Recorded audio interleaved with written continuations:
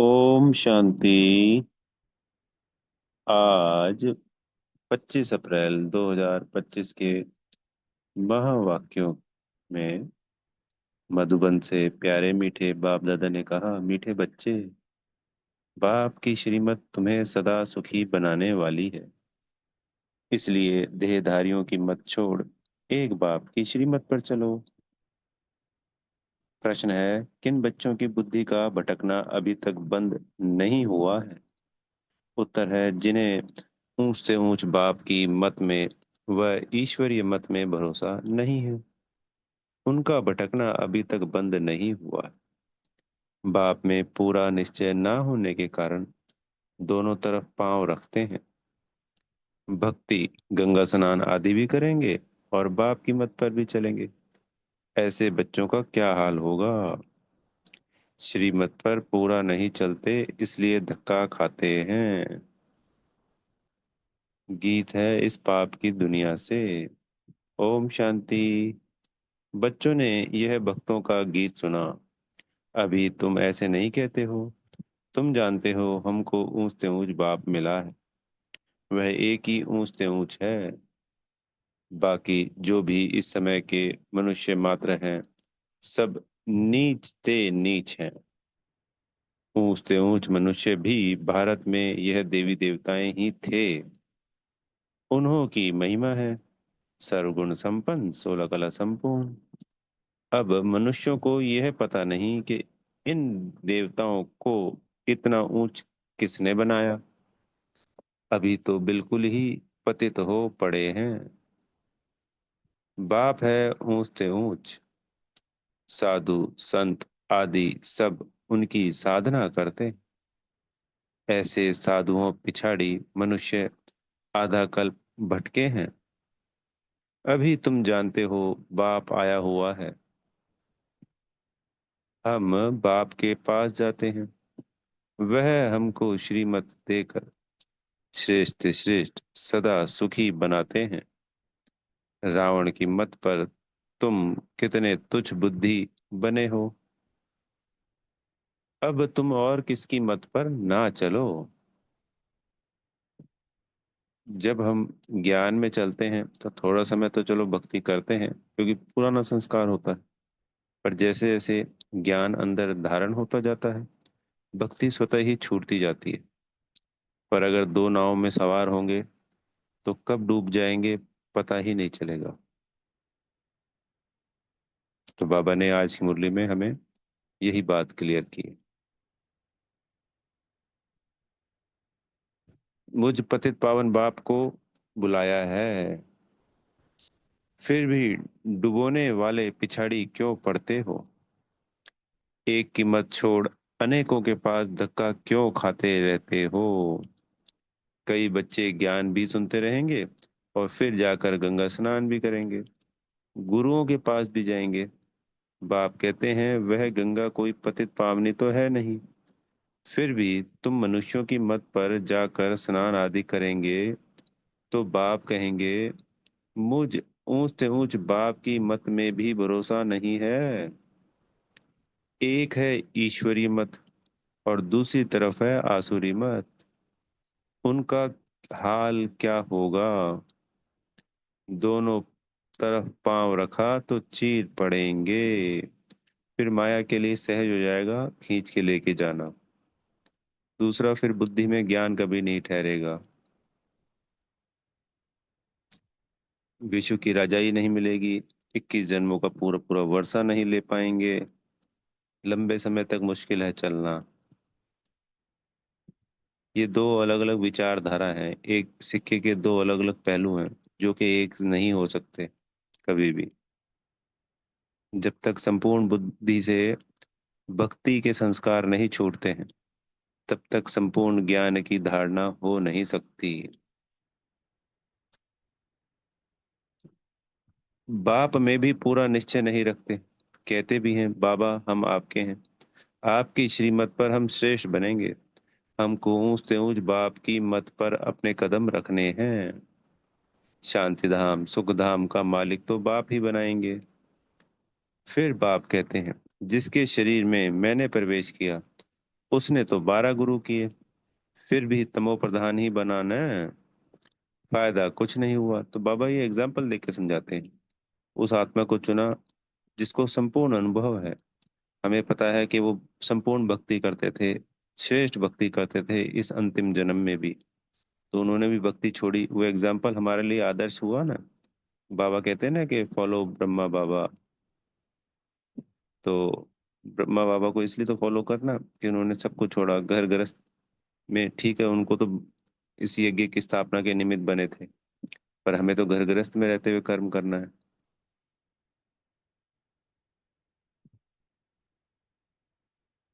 तो भक्ति को संपूर्ण रीति छोड़ना है, व्यापार नहीं छोड़ना है, व्यापार तो करते रहना है, पर उसके अंदर इतनी आसक्ति या इतना डूबना नहीं है कि ज्ञान योग धारणा सेवा के लिए समय ही ना बचे।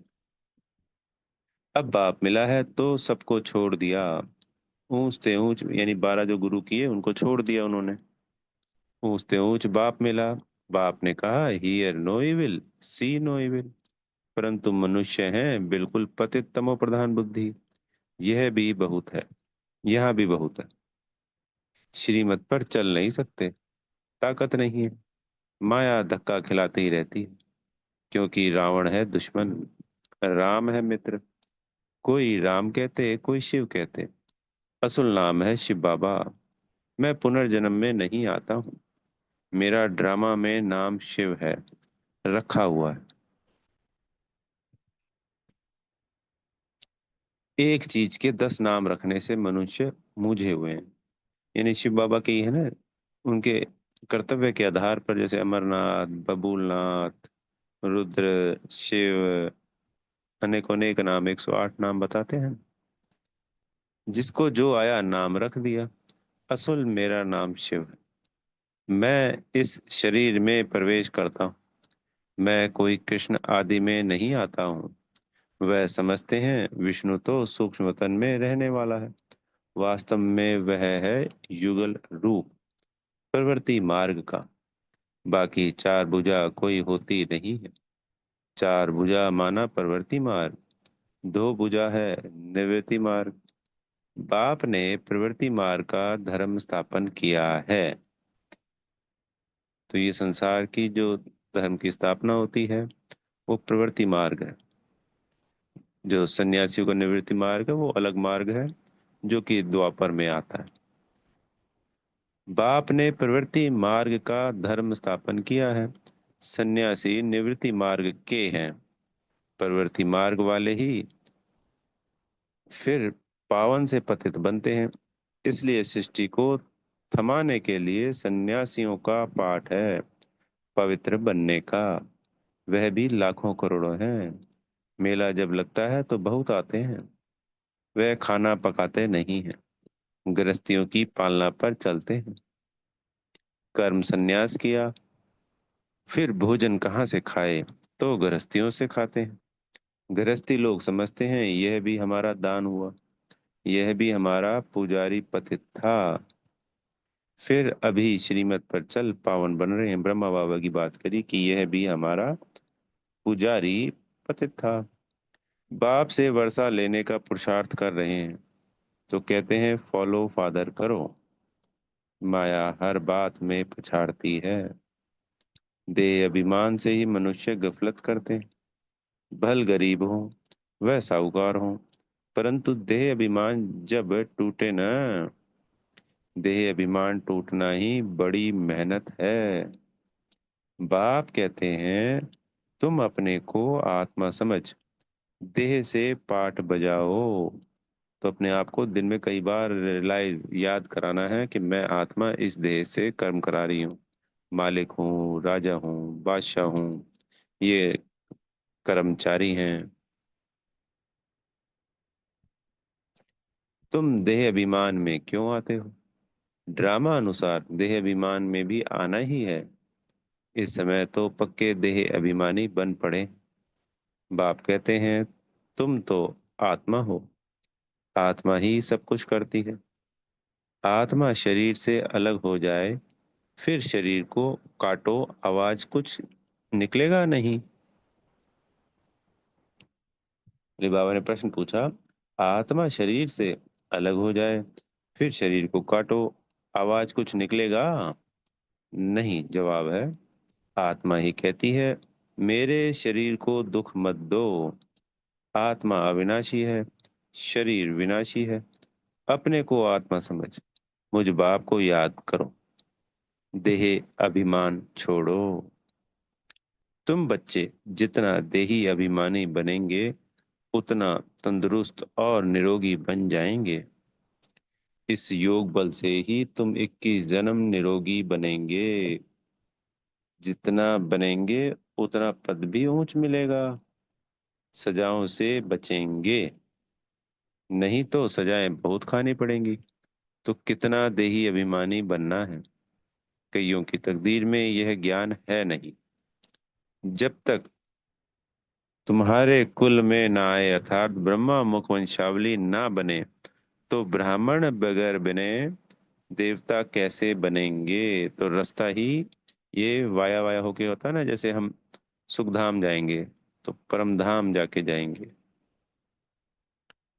जैसे कहीं कोई राज्य में जाना होता है जी, वहां से होते हुए जाना है, तो ऐसे ही ब्रह्मा कुमार बनकर ही देवता बन सकते हैं, और कोई रास्ता है ही नहीं दूसरा। भल आते बहुत हैं, बाबा बाबा लिखते अथवा कहते भी हैं, परंतु सिर्फ कहने मात्र। एक दो चिट्ठी लिखी, फिर गुम। वह भी सतयुग में आएंगे, परंतु प्रजा में। प्रजा तो बहुत बनती है ना। आगे चल, जब बहुत दुख होगा तो बहुत भागेंगे। आवाज होगा, भगवान आया है। तुम्हारे में भी बहुत सेंटर खुल जाएंगे। तुम्हारे भी बहुत सेंटर खुल जाएंगे। तुम बच्चों की कमी है, देही अभिमानी बनते नहीं हो। अर्जुन बहुत देह अभिमान है। अंत में कुछ भी देह अभिमान होगा तो पद भी कम हो जाएगा। फिर आकर दास दासियां बनेंगे। दास दासियां भी नंबरवार ढेर होती हैं। राजाओं को दासियां दहेज में मिलती हैं, साहूकारों को नहीं मिलती। बच्चों ने देखा राधे कितनी दासियां दहेज में ले जाती हैं। यानी जिन बच्चों को साक्षात्कार हुआ, तो जब कृष्ण और राधा जी का विवाह होता है सतयुग में, तो राधा जी कितनी सारी ढेर दासियां लेके जाती हैं। आगे चल तुमको बहुत साक्षात्कार होंगे। हल्की दासी बनने से तो साहूकार प्रजा बनना अच्छा है। दासी अक्षर खराब है, प्रजा में साहूकार बनना फिर भी अच्छा है। बाप का बनने से माया और ही अच्छी खातिरी करती है। रुस्तम से रुस्तम होकर लड़ती है। देह अभिमान आ जाता है। शिव बाबा से भी मुंह फेर लेते हैं। बाबा को याद करना ही छोड़ देते हैं। अरे खाने की फुर्सत है, और ऐसा बाबा जो विश्व का मालिक बनाते हैं, उनको याद करने की फुर्सत नहीं। अच्छे अच्छे बच्चे शिव बाबा को भूल देह अभिमान में आ जाते हैं। नहीं तो ऐसा बाप जो जी दान देते हैं, उनको याद करके पत्र तो लिखो। परंतु यहाँ बात मत पूछो, माया एकदम नाक से पकड़ उड़ा देती है। कदम कदम श्रीमत पर चले तो कदम में पदम है। तुम अनगिनत धनवान बनते हो, वहां गिनती होती नहीं। धन दौलत खेती बाड़ी सब मिलता है, वहां तांबा लोहा पीतल आदि होता नहीं। तो ये देखिए, क्लियर किया आज बाबा ने। सतयुग में तांबा लोहा पीतल आदि होता नहीं, ये सब धातुएं द्वापर से शुरू होती। सोने के ही सिक्के होते, मकान ही सोने का बनाते हैं, तो क्या नहीं होगा। तो लोहा तो और एल्युमिनियम, ये तो बिल्कुल कलयुग में आए हैं, ये तो द्वापर में भी नहीं आए। हाँ, पीतल तांबा जरूर कह सकते हैं, इनमें से कोई धातु द्वापर में आ गई। यहाँ तो है ही भ्रष्टाचारी राज्य, यथा राजा रानी तथा प्रजा। सतयुग में यथा राजा रानी तथा प्रजा सब श्रेष्ठाचारी होते हैं, क्योंकि होते तो सभी सर्वगुण संपन्न 16 कला संपूर्ण है, परंतु मनुष्यों की बुद्धि में बैठता थोड़ी है, तमो प्रधान है। बाप समझाते हैं, तुम भी ऐसे ही थे, यह भी ऐसा था, यानी ब्रह्मा बाबा। अब मैं आकर देवता बनाता हूँ, तो भी बनते नहीं, आपस में लड़ते झगड़ते रहते हैं। मैं बहुत अच्छा हूँ, ऐसा हूँ। यह कोई समझते थोड़ी हैं कि हम दोजक में पड़े हैं, हम रौरव नरक में पड़े हैं। यह भी तुम बच्चे जानते हो। नंबरवार पुरुषार्थ अनुसार मनुष्य बिल्कुल नर्क में पड़े हैं, रात दिन चिंताओं में पड़े रहते हैं। ज्ञान मार्ग में जो आप समान बनाने की सेवा नहीं कर सकते, तेरे मेरे की चिंताओं में रहते हैं, वह बीमार रोगी हैं। बाप के सिवाय और किसी को याद किया तो व्यभिचारी हुए न, व्यभिचारी होगी अनेकों की याद। बाप कहते हैं, और कोई की मत सुनो, मेरे से ही सुनो, मुझे याद करो। देवताओं को याद करे तो भी बेहतर है, मनुष्यों को याद करने से कोई फायदा नहीं। यहाँ तो बाप कहते हैं, तुम सिर पर भी क्यों झुकाते हो? तुम इस बाबा के पास जब आते हो तो शिव बाबा को याद करके आओ। शिव बाबा को याद नहीं करते हो तो गोया पाप करते हो। बाबा कहते, पहले तो पवित्र बनने की प्रतिज्ञा करो, शिव बाबा को याद करो।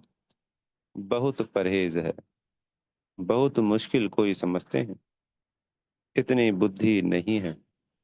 बाप से कैसे चलना है, इसमें तो बड़ी मेहनत चाहिए। माला का दाना बनना कोई मासी का घर थोड़ी है। मुख्य है बाप को याद करना। तुम बाप को याद नहीं कर सकते हो। बाप की सर्विस, बाप की याद कितनी चाहिए। बाबा रोज कहते हैं, पोता मेल निकालो। जिन बच्चों को अपना कल्याण करने का ख्याल रहता है, वह ही हर प्रकार से पूरी पूरी परहेज करते रहेंगे। उनका खान पान बड़ा सात्विक होगा। बाबा बच्चों के कल्याण के लिए कितना समझाते हैं। सब प्रकार की परहेज चाहिए, जांच करनी चाहिए, हमारा खान पान ऐसा तो नहीं, लोभी तो नहीं। जब तक कर्मातीत अवस्था नहीं हुई है तो माया उल्टा सुल्टा काम कराती रहेगी। उसमें टाइम पड़ा है, फिर मालूम पड़ेगा। अब तो विनाश सामने है, आग फैल गई है। तुम देखेंगे कैसे बॉम्ब्स गिरते हैं। भारत में तो रक्त की नदियां बहनी हैं। वहां बॉम्ब से एक दो को खत्म कर देंगे, नेचुरल क्लैमिटीज होगी। मुसीबत सबसे जास्ती भारत पर है। अपने ऊपर बहुत नजर रखनी है। हम क्या सर्विस करते हैं, कितनों को आप समान नर से नारायण बनाते हैं। कोई कोई भक्ति में बहुत फंसे हुए हैं, तो समझते हैं यह बच्चियां क्या पढ़ाएंगी। समझते नहीं कि इनको पढ़ाने वाला बाप यानी भगवान है। थोड़ा पढ़ा हुआ है, वह धन है, तो लड़ने लग पड़ते हैं, आबरू ही गवा देते हैं। सदगुरु की निंदा कराने वाला ठौर न पावे, फिर पाई पैसे का पद जाकर पाएंगे। अच्छा, मीठे मीठे सिकी लदे बच्चों प्रति माता पिता बाप दादा का याद प्यार और गुड मॉर्निंग। रूहानी बाप की रूहानी बच्चों को नमस्ते। हम रूहानी बच्चों की प्यारे मीठे रूहानी बाप दादा जी को याद प्यार गुड मॉर्निंग और नमस्ते। धारणा के लिए मुख्य सार में पहला पॉइंट, तेरी मेरी की चिंताओं को छोड़ आप समान बनाने की सेवा करनी है। एक बाप से ही सुनना है, बाप को ही याद करना है, व्यभिचारी नहीं बनना है। दूसरा पॉइंट,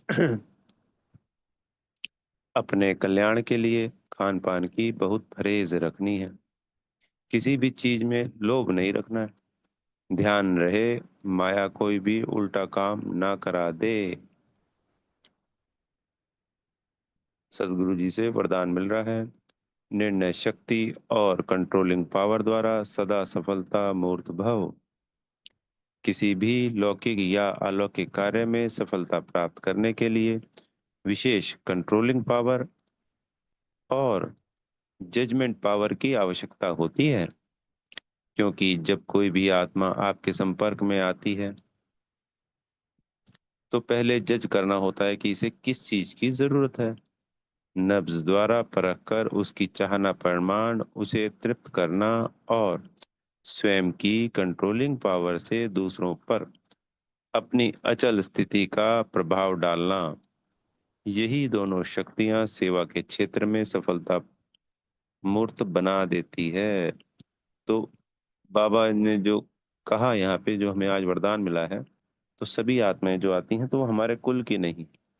जब हमारा आत्मिक बल बढ़ता जाएगा तो हमें जजमेंट करना आसान हो जाएगा कि सामने वाली आत्मा मुक्ति वाली है या जीवन मुक्ति वाली है।